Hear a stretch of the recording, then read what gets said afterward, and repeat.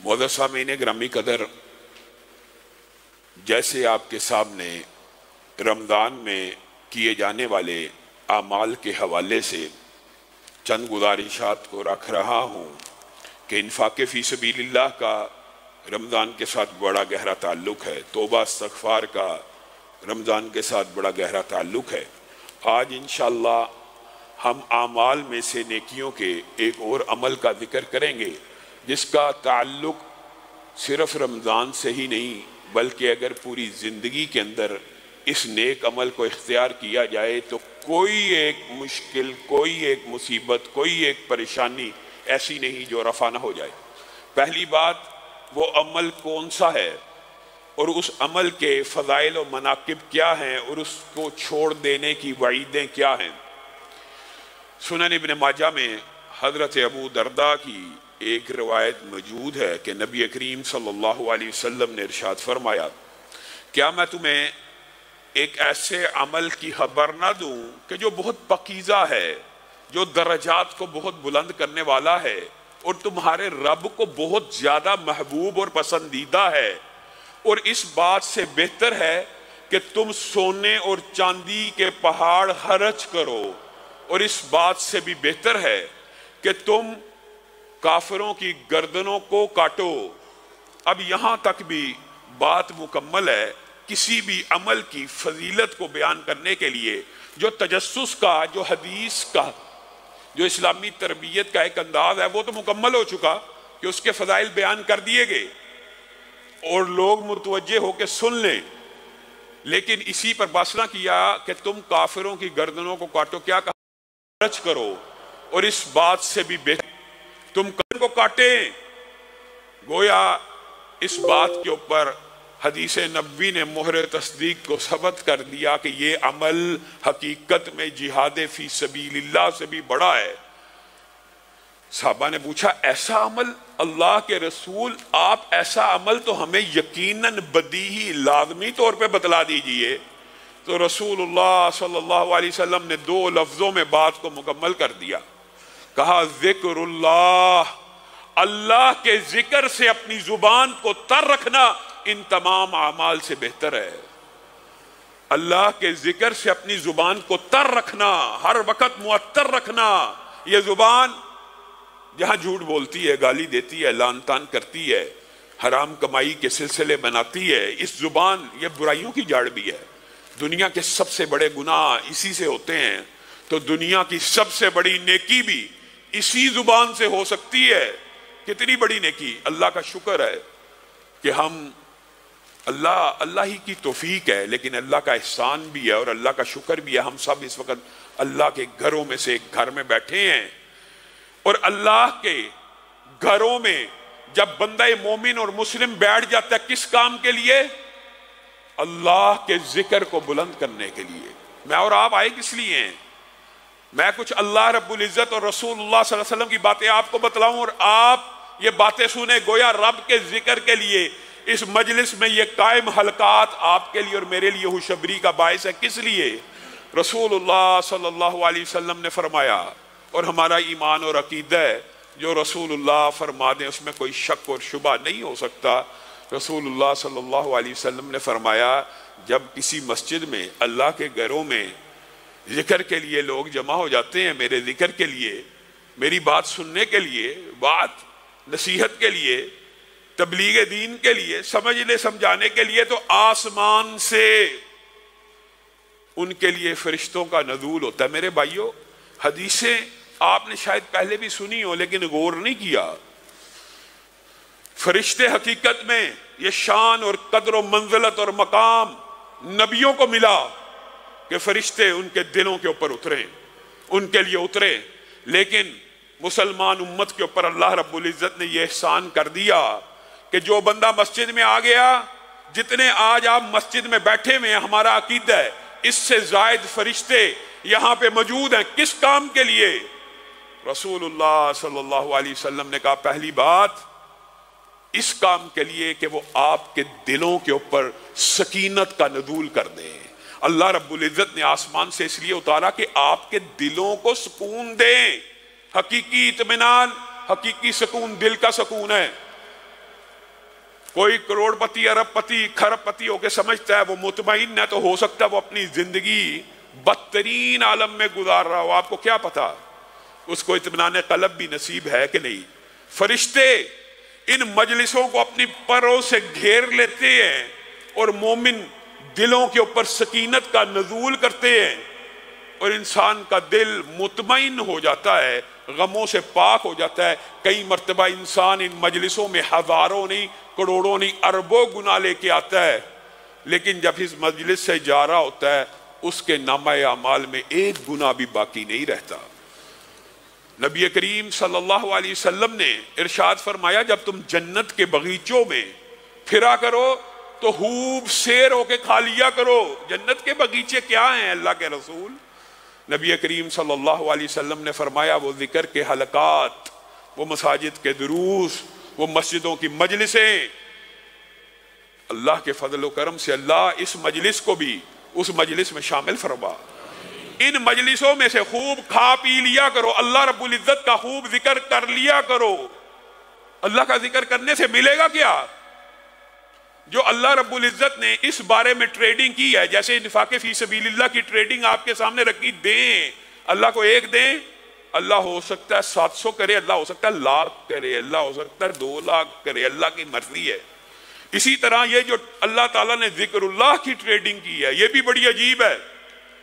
آپ ان حلقات میں ان مسجدوں کو اللہ کے ذکر سے معطر کر دیں، اللہ کیا کرے گا؟ بدلے میں ہمیں کیا ملے گا؟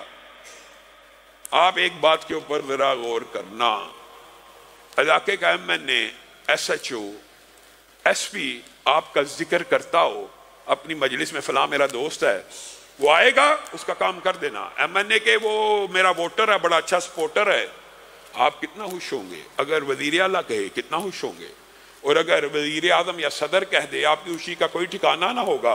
اور اگر امریکہ کا پریزیڈنٹ جو بائیڈن اپنی مجلس میں کہے فلاں ابن فلاں میرا دوست ہے، یا فلاں بندے کا ذکر اپنی مجلس میں کرے سب کے سامنے، آپ کی خوشی کا کیا ٹھکانہ ہوگا؟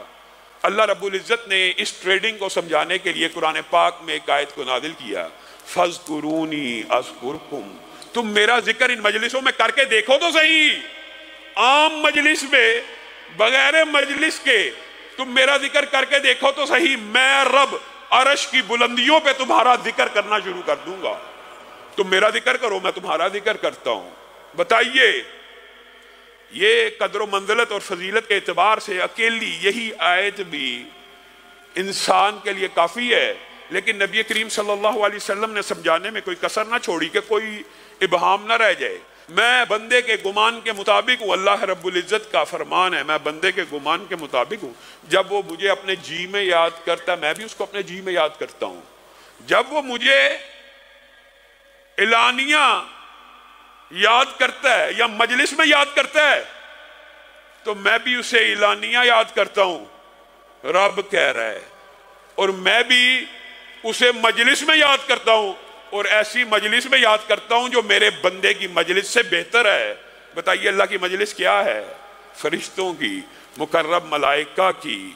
یہاں پہ بندہ، ایک عام بندہ سبحان اللہ کہہ رہا ہوتا ہے، سبحان اللہ، اللہ اکبر، الحمدللہ، لا حول ولا قوت الا باللہ، لا الہ الا اللہ، استغفر اللہ، جتنی بھی ذکر کی اس کا اقسام ہے، درود پڑھ رہا ہے۔ عرش کی بلندیوں پہ اللہ رب العزت ہر ذکر کے بدلے میں، ہر بندے کے ہر ذکر کے بدلے میں فرما رہے ہوتے ہیں میرے بندے نے میری تسبیح بیان کی۔ فرشتوں میرے فلاں بندے نے سبحان اللہ کہا ہے، میرے فلاں بندے نے سبحان اللہ کہا ہے۔ ایک بندہ ہر وقت اللہ کے ذکر سے اپنی زبان کو معطر رکھتا ہے، اللہ رب العزت آسمان کی بلندیوں اور عرش کے اوپر اس بندے کا ذکر کرتے رہتے ہیں یہاں تک کہ فرشتوں کو سمجھ آ جاتی ہے اللہ اس بندے کا اتنی کثرت سے ذکر کر رہے، اتنی کثرت سے ذکر کر رہے، گویا بندہ بھی کوئی کسر نہیں چھوڑ رہا، ہر لمحے ہر وقت ذکر ہی کرتا چلا جا رہا ہے، اور اللہ عرش پہ بیٹھ کے اس کا ذکر کرتے چلے جا رہے ہیں۔ پھر دو روایات کے مختلف الفاظ ہیں، مفہوم آپ کے سامنے رکھتا ہوں۔ ایک، اللہ رب العزت حکم کرتے ہیں، اے جبریل اس بندے کا ذکر سن رہے ہو، اس بندے کا ذکر سن رہے ہو، اس سے محبت کرنا شروع کر دو۔ اور دوسری روایت کے الفاظ ہیں، جبریل آواز لگاتے ہیں کہ اللہ رب العزت فلاں ابن فلاں کی کثرت ذکر کی وجہ سے اس سے محبت کرنا شروع ہو گئے ہیں، میں جبریل بھی اس سے محبت کرنا شروع ہو گیا ہوں۔ اے فرشتو، اب تمہارے اوپر لازم ہے کہ تم اس بندے سے محبت کرنا شروع کر دو۔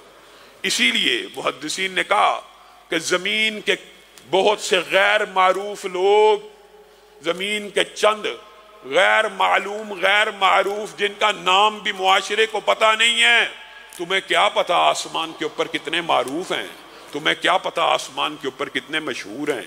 اور پھر یہ محبت صرف آسمان کے فرشتوں تک محدود نہیں رہتی، یہ بھی حدیث کے الفاظ ہیں، پھر اس محبت کو زمین پہ اتارا جاتا ہے، اور زمین کے اندر بھی اس محبت کو ان دلوں میں ڈالا جاتا ہے جو دل دھرتی کے اوپر سب سے پکیزہ اور اعلیٰ ہوتے ہیں۔ گویا بندہ مومن کے دل میں، گویا علماء کے دل میں، گویا فقہا کے دل میں اس بندے کی محبت بڑھ جاتی ہے۔ کس وجہ سے؟ صرف ذکر الہی کرنے کی وجہ سے۔ اللہ اکبر، سب کہیے اللہ اکبر، الحمدللہ، سبحان اللہ۔ اے اللہ ہمیں جنت الفردوس میں داخل فرما، اے اللہ ہمیں جہنم سے بچا لے۔ اور یہ جو ہم نے 3 ذکر کیے، کتنا وقت لگا؟ اللہ سے 3 باتیں ہی مانگی ہیں نا۔ ایک اللہ کی تسبیح بیان کی، الحمدللہ کہہ دیا، اللہ اکبر کہہ دیا، اور 2 چیزوں کا سوال طلب کر لیا، ایک جہنم سے بچا لے، جنت میں داخل فرما دے۔ نبی کریم صلی اللہ علیہ وسلم نے ارشاد فرمایا، فرشتے زمین کے اوپر ہر وقت پھر رہے ہیں، اور ہمارا یہ عقیدہ ہے، صحیح بخاری مسلم کی متفقن علیہ حدیث ہے، ویسے بھی حدیث صحیح ہو کسی بھی کتاب کے اندر ہو، ہمارا عقیدہ ہے کہ جیسے نبی کریم فرما رہے ہیں، اس میں رتی برابر بھی کوئی شک و شبہ موجود نہیں ہے۔ آسمان کے فرشتے ہر وقت ایک چیز ڈھونڈ رہے ہوتے ہیں۔ کیا چیز ڈھونڈ رہے ہوتے ہیں؟ ایسی مجلس کو ڈھونڈ رہے ہوتے ہیں جس میں فقط 3 کام کیے جا رہے ہوں۔ وہ کون سے 3 کام؟ ایک اللہ کا ذکر بلند کیا جا رہا ہو، اور ایک جنت مانگی جا رہی ہو، اور ایک جہنم سے پناہ مانگی جا رہی ہو۔ اے اللہ، ہم نے نبی کریم سے یہ حدیث سنی، ہم نے اس کے اوپر عمل کر کے دکھایا، اب ہمارا آپ سے بھی یہی مطالبہ ہے، آپ سے بھی یہی التجا ہے کہ جو اس حدیث میں اجر و ثواب ہے وہ ہم سب کو عطا فرما دے۔ نبی کریم صلی اللہ علیہ وسلم نے ارشاد فرمایا، پھر ایسی مجلس جب مل جاتی ہے تو فرشتے اتنی بڑی تعداد میں وہاں پہ جمع ہو جاتے ہیں تو اس مجلس سے لے کر آسمان تک اپنے پروں کو پھیلا دیتے ہیں۔ اللہ رب العزت کہتے ہیں، کیا مل گیا مقصود مطلوب؟ جی ہاں، میرے بندے کیا کہہ رہے ہیں؟ اللہ کو تو پتہ ہے میرے بندے کیا کہہ رہے ہیں، آپ تک پہنچانا مطلوب تھا، فرشتوں کو گواہ بنانا مقصود تھا۔ کیا کہہ رہے ہیں؟ اللہ آپ کی بڑائی کو بیان کیا، آپ کیا ذکر ہو رہا ہے؟ آپ ہی کی باتیں ہو رہی ہیں، آپ کی باتیں ہو رہی ہے، مجھے دیکھا ہے نہیں؟ اگر دیکھ لیتے تو ہر وقت آپ ہی کا ذکر کرتے رہتے، آپ کی یاد سے غافل ہی نہ ہوتے۔ لیکن آج اس مجلس میں آپ کی گفتگو ہو رہی ہے۔ کیا مانگ رہے تھے میرے بندے؟ اللہ کو تو پتا کیا مانگ رہے ہیں، جنت مانگ رہے ہیں۔ جنت کو دیکھا ہے نہیں؟ اگر دیکھ لیتے تو پھر اسی کے لیے تگودو کرتے۔ کس چیز سے اجتناب اور کس چیز سے بچنا چاہتے ہیں؟ اللہ آپ کے عذابوں سے بچنا چاہتے ہیں، جہنم سے بچنا چاہتے ہیں۔ جہنم دیکھی ہے؟ یہ ایمان بالغیب کی بھی ایک بہت بڑی فضیلت ہے۔ نہیں دیکھی، لیکن رسول اللہ نے کہا اسی طرح یقین ہے جیسے دیکھی ہے۔ جہنم سے پناہ مانگ رہے ہیں، جی ہاں، دیکھی ہوتی تو اور زیادہ محنت کوشش کرتے اس سے بچنے کی۔ اشہدکم انی قد غفرت لہم، اے فرشتو تم جس مجلس سے آئے ہو اس کی تعداد کا میں 10 کا 20 کا 30 کا نہیں کہتا، اس مجلس میں 100 تھے، 200 تھے، 1000 تھے، ظالم تھے، فاسق تھے، فاجر تھے، گناہگار تھے، ایسے ایسے گناہگار جو مسجدوں میں آئے تو کروڑوں اور اربوں کے کھاتے گناہوں کے ساتھ لے کے آئے۔ جاؤ اس پوری مجلس کے اوپر میں تمہیں گواہ بنا کے کہتا ہوں، میں نے جنت الفردوس کو واجب کر دیا۔ فرشتے بھی اللہ رب العزت کی اتنی بڑی مغفرت کی نوید سن کر حیران رہ جائیں گے، اور کیا کہیں گے؟ یہ ہر مجلس کے لیے ہوتا ہے، صرف آج کے اس مسجد کے خطبہ جمعہ کے لیے نہیں، جہاں جہاں اللہ کا ذکر بلند ہو رہا ہے یہ ہر ایک مجلس کے لیے ہے۔ فرشتے حیران ہو کے کیا کہیں گے؟ اللہ فلان لیس منہم انما جاء لحاجہ، اللہ تو نے اس مجلس کے ہزاروں لاکھوں کو معاف کر دیا، ایک بندہ تو اس مجلس میں شرکت کی نیت سے ہی نہیں تھا آیا۔ مثلا وہ تو مسجد میں پنکھے ٹھیک کرنے آیا تھا، وہ تو مسجد کے دیگر امور سر انجام دینے کے لیے آیا تھا، افطاری کی تیاری کے لیے کوئی سامان دینے کے لیے آیا، کوئی خواب روب ہے صفائی کرنے کے لیے آیا ہے، کوئی سینٹری کو دیکھ رہا ہے، کوئی لکڑی کا کام کر رہا ہے، کوئی اپنے اللہ فلان تو اس مجلس میں شامل ہونے کی نیت سے آئی نہیں، وہ تو وہاں سے گزر رہا ہے، وہ اپنے کام کاج کرنے کے لیے صرف آیا ہے۔ اللہ رب العزت جواب میں کیا کہیں گے؟ ہم الجلساء لا یشقی جلیسہم، یہ ایسی بابرکت مجلس ہے کہ اس کے ساتھ سے گزرنے والے کو بھی اللہ نے معاف کر دیا۔ میں اور آپ اللہ کے ذکر سے غافل ہیں، میں اور آپ اللہ کے ذکر کو بہت چھوٹی عبادت سمجھتے ہیں۔ اللہ کی قسم شیطان پہلا تالا نیکیوں کے اوپر جو پہلا کفل لگتا ہے وہ کہاں لگتا ہے؟ زبان پہ۔ عام فہم بات ہے، نیکیوں کے کفل کی، نیکیوں کی ختم کرنے کی ابتدا شیطان کہاں سے لگاتا ہے؟ زبان سے، کہ زبان سے رب کا ذکر کرنا چھوڑ دے، اس کو ایسا مشغول کرو، حالانکہ بندہ جتنا مرضی مشغول ہو، عقل کے اوپر کیسے پڑتے ہیں؟ مسجد کے اندر آ رہا ہے مشغول ہے، رستے میں ذکر نہیں کر سکتا، کاروبار کے لیے جا رہا ہے رستے میں ذکر نہیں کر سکتا، پراپرٹی کے دفتر پہ بیٹھا ہے رستے میں ذکر نہیں کر سکتا، دکان جنرل سٹور کے اوپر بیٹھا ہے اس دکان کے اوپر بیٹھے ہوئے ذکر نہیں کر سکتا، حتیٰ کہ آپ پورا دن پراپرٹی کے دکان کے اندر بیٹھ کے بھی ہر وقت اللہ کا ذکر کر سکتے ہیں۔ گاہک آئے کچھ دیر کے لیے خاموش ہو جائیے۔ اسی لیے بات آئی ہے ضمنی طور پہ تو میرے ذہن میں یہ بات آ گئی، حضرت ایوب نے بھی اللہ کو یہی کہا تھا نا، اللہ 16 سال 18 سال 10 سال اذیت کو، بیماری کو، ہر چیز کو سہ لیا، اللہ بیماری زبان پہ آنا چاہتی ہے، اسی زبان کی وجہ سے آپ کا ذکر کرتا رہتا ہوں، یہ زبان معطر رہتی ہے، اللہ نہیں اس زبان کو بند نہ کروانا۔ اب میں آپ سے دعا کرتا ہوں اللہ اگر یہ بیماری زبان پہ بھی چڑھنا چاہتی ہے تو مجھے شفا دے دے۔ صبر کیا، سالوں صبر کیا، میں اور آپ زبان تندرست ہے، زبان ٹھیک ہے، بدن صحیح ہے، وہ نبی اور پیغمبر بھی کرب سے چیخ اٹھے کہ زبان کے اوپر اس بیماری کو طاری نہ کرنا، میں تیرے ذکر سے کہیں محروم نہ رہ جاؤں۔ اور میں اور آپ صحیح تندرست زبانوں کے ساتھ اللہ رب العزت کا کتنا کو ذکر کر رہے ہیں اپنے رب کو۔ یہ رمضان کا صرف فلسفہ نہیں ہے، اور میرے بھائیوں یہ جو فضائل و مناقب ہیں ذکر الہی کے، اس کے اندر تمام اذکار ہیں، اور صحیح مسلم کی جو حدیث ہے معاویہ کی یہ حدیث ہے رضی اللہ تعالیٰ عنہ، اور یہ حدیث اس صحابی جلیل کی ہے کہ جس کے بارے میں بعض ہردہ سرائی کرنے والے ہردہ سرائی کرتے ہیں۔ اس صحابی جلیل کی مجلس کے بارے میں اللہ کیا کہتے ہیں؟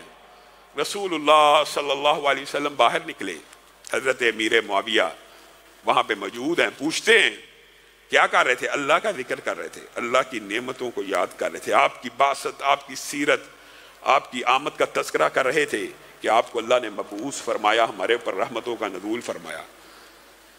کیا واقعی تم یہ کر رہے تھے؟ میں تمہیں قسم دے کے پوچھتا ہوں، رسول اللہ صلی اللہ علیہ وسلم جب اس طرح بات کرتے تھے تو لا محالہ کوئی اعجاب کی بات تھی، کوئی نہ کوئی ایسی بات تھی، تو رسول اللہ نے قسم کھلوائی تو صحابہ نے فوراً قسم کھائی، اللہ جیسے شاید ہماری تفتیش ہو رہی ہے، اللہ کی قسم ہم یہی کچھ کر رہے تھے۔ کہا نبی کریم مسکرانا شروع ہو گئے، میری مراد یہ نہیں تھی، میں تو حیرانگی اور تعجب کا اظہار کر رہا ہوں۔ کیوں؟ کہا مجھے یقین ہے کہ تم یہی کام کر رہے ہو، لیکن میرے اندر بھی اعجاب پیدا ہوا، میں نے تم سے قسم اٹھوا لی، اور میرا قسم اٹھوانا بے سبب نہیں تھا۔ آسمان سے جبریل امین میرے پاس ابھی آئے تھے اور آ کے کہہ رہے تھے یہ جو باہر صحابہ کی مجلس لگی ہے، اللہ رب العزت اس مجلس کے بارے میں اپنے فرشتوں کے ہمراہ اس مجلس کے اوپر فخر فرما رہے ہیں. جس مجلس کے اندر امیر معاویہ موجود ہیں اس مجلس کے اوپر اللہ فخر فرما رہے ہیں، اور بعض بدبخت حضرت امیر معاویہ ہی کے بارے میں ہرزہ سرائی شروع کر دیتے ہیں. اور یہ محدثین نے لکھا کہ یہ صرف اس مجلس کے لیے خاص نہیں ہے، بلکہ کوئی بھی مجلس جس میں اللہ کا ذکر ہوتا ہو تو اللہ فرشتوں کو کہتے ہیں ہاں جی تم کہتے تھے فتنہ فساد کرے گا، خون پھیلائے گا، یہ کرے گا، قتل کرے گا، وہ بندے تو میرا ذکر کر رہے ہیں. گویا اس انداز میں بیان کریں گے کہ جیسے ان بندوں کی مجلس کے اوپر فخر فرما رہے ہوں. اللہ رب العزت ہمیں بھی اس مجلس میں شامل فرما جس میں ہمارا خالق و مالک ہمارے اوپر فخر محسوس کرے. اور میرے بھائیوں، حقیقت میں ذکر کی جملہ اقسام میں سے حقیقت یہی ہے بنیادی طور پہ شہر رمضان الذی انزل فیہ القرآن. یہ جو حقیقت ہے وہ یہ ہے کہ پوری کی پوری دنیا میں عربی زبان کو زبانوں کا بادشاہ یا زبانوں کی ملکہ کیوں قرار دیا گیا؟ کیونکہ اس زبان میں کلام حمید کو اللہ رب العزت نے نازل فرمایا. پوری دنیا کے اندر مکہ کو ام القریٰ کیوں کہا گیا؟ بستیوں کی بھی ماں ہے. سب سے مقدس کون سی جگہ ہے؟ مکہ ہے. کس لیے؟ وہاں قرآن نازل ہوا. نبی کریم صلی اللہ علیہ وسلم کو سید ولد آدم، افضل الانبیاء، سب سے بڑے مرتبے والا رسول اور پیغمبر کیوں کہا گیا؟ کیونکہ ان کے قلب اطہر پہ اللہ رب العزت نے اس کتاب حمید کو نازل فرمایا. اور شہر رمضان، اس مہینے کو سارے مہینوں کا سردار کیوں کہا گیا؟ اس مہینے میں اللہ رب العزت نے قرآن نازل فرمایا. انا انزلناہ فی لیلۃ القدر وما ادراک ما لیلۃ القدر لیلۃ القدر خیر من الف شہر. ایک رات 1000 مہینوں سے بہتر کیوں ہوئی؟ کیونکہ اس رات میں قرآن پاک کو نازل فرمایا گیا. تو یہ جتنی برکتیں ہیں مسلمان امت کے اوپر، اس مہینے کے اوپر، اس لیلۃ القدر کی رات کے اوپر، تنزل الملائکۃ والروح، یہ کتنی عظمت کی بات ہے. پہلے آپ کے سامنے حدیث رکھی کہ فرشتے اترتے ہیں، اور اس آیت میں تو اللہ رب العزت نے کیا کہا؟ صرف فرشتے نہیں اترتے، آسمان سے جبریل امین کا بھی نزول ہوتا ہے اس رات کو. یہ کتنی بڑی خوشخبری کی بات ہے. جبریل امین کو جب رسول اللہ دنیا سے چلے گئے تھے تو ماں فاطمہ نے، بیٹی فاطمہ نے یہ بھی کہا تھا کہ جبریل کو خبر دو کہ رسول اللہ دنیا میں نہیں رہے، آج کے بعد کس کے قلب اطہر پہ اترے گا؟ وہ جبریل جو نبیوں اور پیغمبروں کے لیے اترتا تھا، وہ سال میں ایک رات مومنوں کی تسلی اور تشفی کے لیے بھی اترتا ہے، اور وہ رات وہی ہے جس میں قرآن پاک نازل ہوا. اور مومنوں کے دلوں کے اوپر بھی فرشتے سکینت کا نزول کرتے ہیں. گویا یہ فضائل اور مناقب اس مہینے کے حقیقت میں ایک تو ذکر اللہ ہے، اور ذکر اللہ کی سب سے اعلیٰ قسم کلام اللہ ہے. اور کلام اللہ کو میں نے اور آپ نے کیا سمجھا؟ وَلَوْ أَنَّ قُرْآنًا سُيِّرَتْ بِهِ الْجِبَالُ أَوْ قُطِّعَتْ بِهِ الْأَرْضُ أَوْ كُلِّمَ بِهِ الْمَوْتَى. اللہ کہہ رہا ہے، کوئی مولوی نہیں کہہ رہا. رب وہ ہے جس کے 2 حرف سے جو چاہے بنا دے. 2 حرف. کون؟ بس جو چاہے بنا دے. لیکن آپ کو اور میرے احسان ہی ہے، اللہ کی رحمت ہی ہے. اللہ تعالیٰ نے 2 حرف نازل کیے. یہ سینکڑوں ہزاروں حروف کو آپ کی اور میری ہدایت کے لیے، آپ کے اور میرے ثواب کے لیے، آپ کے اور میری شفا کے لیے نازل فرما دیا. وَلَوْ أَنَّ قُرْآنًا سُيِّرَتْ بِهِ الْجِبَالُ او قطعت به الارض او کلم به الموتى. اللہ کہہ رہا ہے اگر دنیا میں کوئی کلام ایسا ہو کہ پہاڑ چلنا شروع کر دیں، زمین پھٹ جائے، مردے زندہ ہو جائیں، تو دنیا میں ایک ہی کلام ہے، وہ کلام اللہ ہے، اور وہ قرآن پاک ہے کہ جس سے مردے بھی زندہ ہو سکتے ہیں اور پہاڑ بھی چل سکتے ہیں. البتہ اللہ رب العزت کی کچھ سنتیں ہیں جو تبدیل نہیں ہوتی، لیکن اللہ نے سمجھا دیا. لو کان البحر مدادا لکلمات ربی لنفد البحر قبل ان تنفد کلمات ربی ولو جئنا بمثلہ مددا. تم نے کلام اللہ کو کیا سمجھا؟ جس کلام کے 2 حرفوں سے کائنات کی ہر چیز تخلیق میں آتی ہے، تم اسی سے اعراض برتی بیٹھے ہو۔ اللہ کے کلمات کی عظمت اتنی ہے، اللہ تعالیٰ کہہ رہے ہیں لَوْ كَانَ الْبَحْرُ مِدَادًا لِكَلِمَاتِ رَبِّي، اگر 7 سمندر سیاہی بن جائیں اور 7 زمینوں کے درخت قلم بن جائیں، اللہ رب العزت اتنے قدیم اور ازلی ہیں، ان کے کلمات کو لکھنا شروع کریں، ان کے کلمات کی عظمت کو لکھنا شروع کریں، ان کی کلمات کی تعداد کو لکھنا شروع کریں، ان کے کلمات کا احاطہ یہ 7 سمندروں کی سیاہی بھی نہیں کر سکتی حقیقت میں۔ وَلَوْ جِئْنَا بِمِثْلِهِ مَدَدًا، صرف 7 سمندر نہیں، اتنے ہی سمندر سیاہی کے اور لے آؤ، اتنے ہی درخت قلموں کے اور لے آؤ، اس کلام کی عظمت کو نہ رقم کر سکتے ہو، نہ کلام اللہ کو احاطہ تحریر میں لا سکتے ہو۔ اسی لیے رسول اللہ صلی اللہ علیہ وسلم نے فرمایا تھا بڑی مضبوط پناہ میں وہ شخص آ گیا جس نے کیا کہا، اعوذ بکلمات اللہ التامات من شر ما خلق، میں پناہ میں آتا ہوں اللہ کے جمیع کلمات کے۔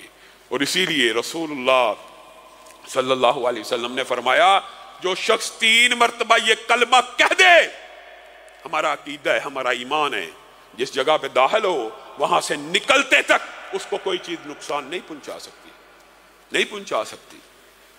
اور لو انزلنا هذا القرآن على جبل لرأيته خاشعا متصدعا من خشیۃ اللہ، ہمیں اللہ تعالیٰ مثالیں دے دے کے سمجھا رہا ہے، یہ قرآن اگر میں نے کسی سنگلاخ پہاڑ کے اوپر بھی نازل کیا ہوتا تو تم دیکھ لیتے کہ وہ پہاڑ اللہ کے خوف سے کپ کپا رہا ہے۔ اور یہ تلک الامثال نضربها للناس لعلهم یتفکرون، کہ شاید سوچ لیں، یہ آیت سن کے کچھ غور و فکر ہی کر لیں کہ یہ قرآن اگر پہاڑ کے اوپر بھی نازل ہوتا تو وہ اللہ کے خوف سے کب کبا جاتا۔ ثم قست قلوبکم من بعد ذلک فہی کالحجارہ، تم نے اپنے دلوں کو کیسا بنا لیا کہ پتھر ہو گئے۔ وَإِنَّ مِنَ الْحِجَارَةِ لَمَا يَتَفَجَّرُ مِنْهُ الْأَنْهَارُ، اور پتھروں میں سے بھی چشمے تو پھوٹ جاتے ہیں اور پتھر بھی اللہ کے خوف سے گر پڑتے ہیں۔ تمہارے دلوں کا ابھی وہ وقت نہیں آیا کہ اللہ کے خوف سے کب کپا جائیں، اللہ کے کلام کی عظمت کو سمجھ لیں۔ آپ کو یہ عظمت اللہ تعالیٰ نے جگہ جگہ سمجھائی ہے، اِنَّا عَرَضْنَا الْأَمَانَةَ عَلَى السَّمَاوَاتِ وَالْأَرْضِ وَالْجِبَالِ فَأَبَيْنَ أَن يَحْمِلْنَهَا وَأَشْفَقْنَ مِنْهَا وَحَمَلَهَا الْإِنسَانُ إِنَّهُ كَانَ ظَلُومًا جَهُولًا۔ اللہ تعالیٰ نے بھی سمجھانے میں کوئی کسر نہیں چھوڑی۔ یہ کلام اللہ، یہ امانت خداوندی اللہ رب العزت نے کائنات کی ہر چیز کے اوپر پیش کی تھی، کسی نے اس کو نہ اٹھایا اور بچ گئے۔ انسان نے آگے بڑھ کے اس کو قبول کیا۔ یہ ایسا جاہل ہے، یہ ایسا ظالم ہے کہ قبول کر لینے کے بعد گمراہ ہوتا پھر رہا ہے۔ قبول تو کر لیا، دنیا میں کوئی ایک انسان ایسا بتلا دیجئے آج دھرتی کے اوپر، چاہے مسلم ہو غیر مسلم ہو، سب کو پتہ ہے ایک کتاب آسمان سے آئی ہے، تحقیق کریں، پہنچیں، حقیقت تک پہنچیں، تو آج تک تغیر و تبدل سے پاک ہے۔ امانت تو وصول کر لی لیکن امانت کا حق تو ادا نہ کیا۔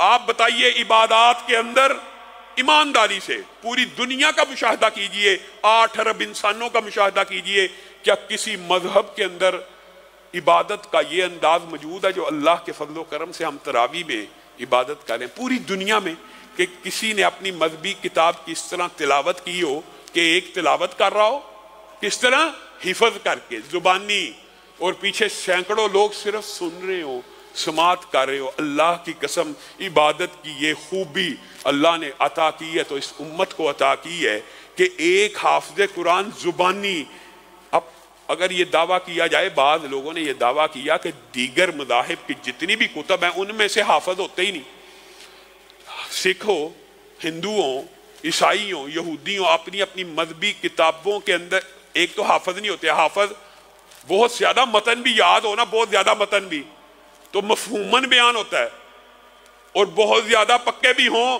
تو اس کی تلاوت کا یہ انداز نہیں ہے جو مسلمانوں کی تلاوت کا انداز ہے۔ اور ان میں سے اگر کوئی کھڑا ہو جائے آگے، وہ جو کچھ مرضی کہتا رہے، پیچھے اتنی بڑی تعداد میں سامعین موجود نہیں ہوتے اس کو سننے والے، اور اگر موجود بھی ہو وہ جو مرضی کہتا رہے، کوئی ٹوکنے والا نہیں۔ یہاں پہ حافظ قرآن آپ کے سامنے ہے، حافظ قرآن ایک ہو، آگے کھڑا ہو، زیر زبر کی غلطی بھی کر دے، پیچھے جو سامنے ہوتا ہے اس کو آگے چلنے دیتا؟ اور یہ صرف ایک مسجد میں ہوتا ہے، یہ ہزاروں لاکھوں مسجدوں میں ہو رہا ہے کہ سامنے ایک زیر زبر کی غلطی برداشت نہیں کر رہا، لیکن ہمارے معاشرے میں بعض بدبخت ایسے ہیں کہ آج 1400 سال بعد امت کے گئے گزرے حالات کے اندر قرآن کا کوئی حرف کھا جائے، زیر زبر کی غلطی کرے، پیچھے ٹوکنے والے.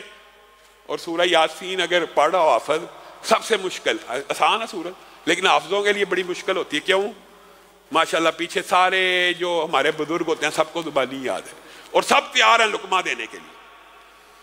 اب بتائیے ایک زیر زبر کی غلطی اور حرف کی غلطی آج کا مسلمان برداشت نہیں کر رہا، اور بعض بدبختوں نے کیا کہہ دیا؟ یہ قرآن ہی بدل گیا تھا جی صحابہ کے دور میں. معاذ اللہ، صحابہ نے برداشت کر لی تھی غلطی، اگلا غلط پڑھ رہا ہے اور پیچھے صحابہ نے غلط قرآن معاذ اللہ سن لیا اور کسی کو ٹوکنے روکنے کی ہمت نہ ہوئی. آج 1400 سال بعد بھی اس کتاب کا اور کلام کا پروٹوکول یہ ہے کہ ایک زیر زبر کی غلطی سے پاک اور صاف ہے.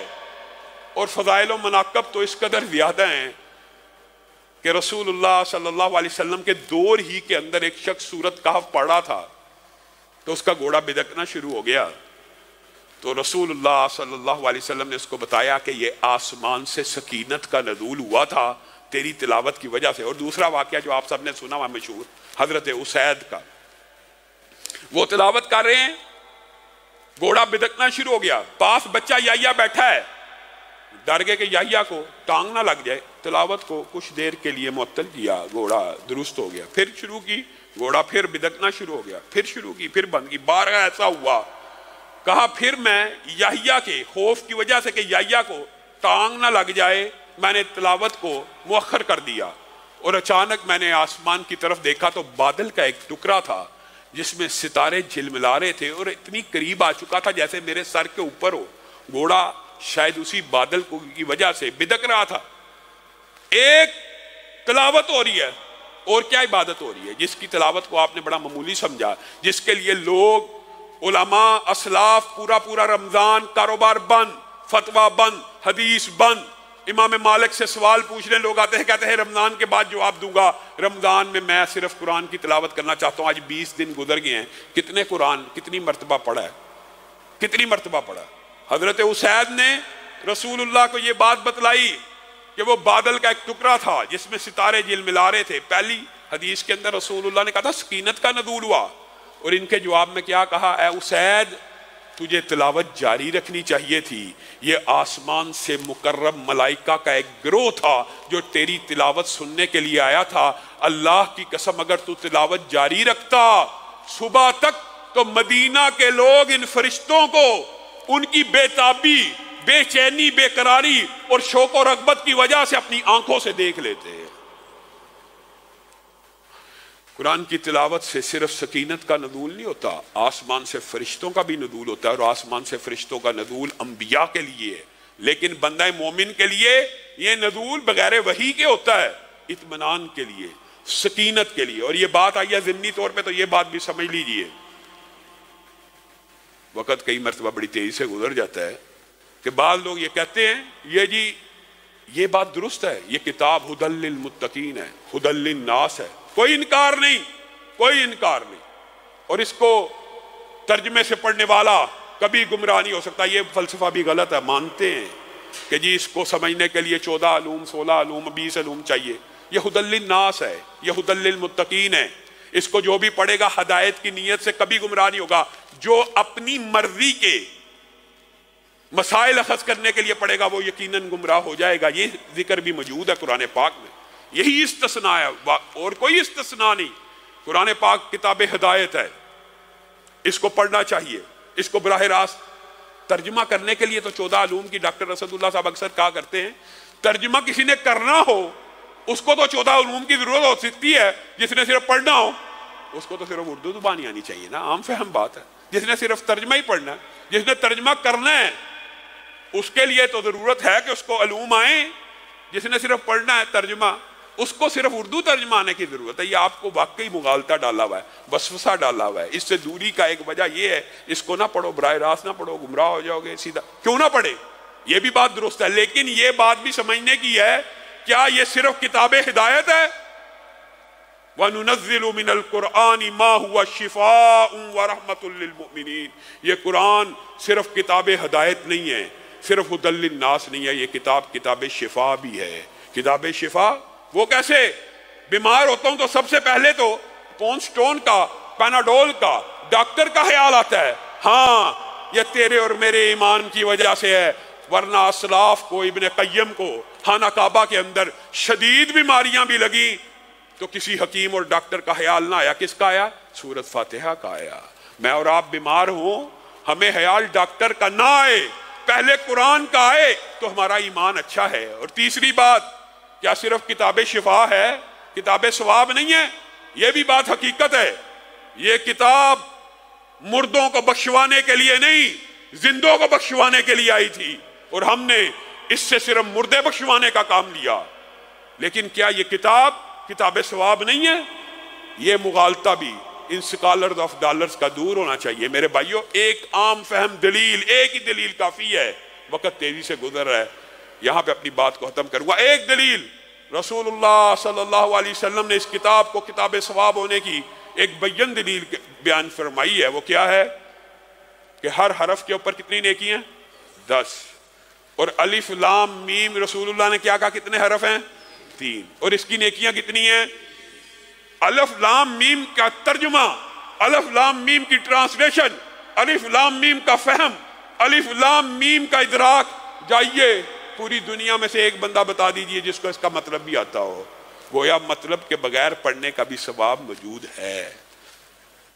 کتاب ہدایت بھی ہے، کتاب شفا بھی ہے، اور کتاب ثواب بھی ہے۔ اگر کتاب ثواب بھی ہے تو ایک بندے کو اگر ترجمہ نہیں آتا تو وہ اس کو صرف ثواب کی نیت سے بھی پڑھے گا تو اللہ رب العزت سے بھی ثواب عنایت فرمائیں گے۔ اللہ رب العزت جو کہا گیا، جو سنا گیا، اس کے اوپر عمل پیرا ہونے کی توفیق عنایت فرمائے۔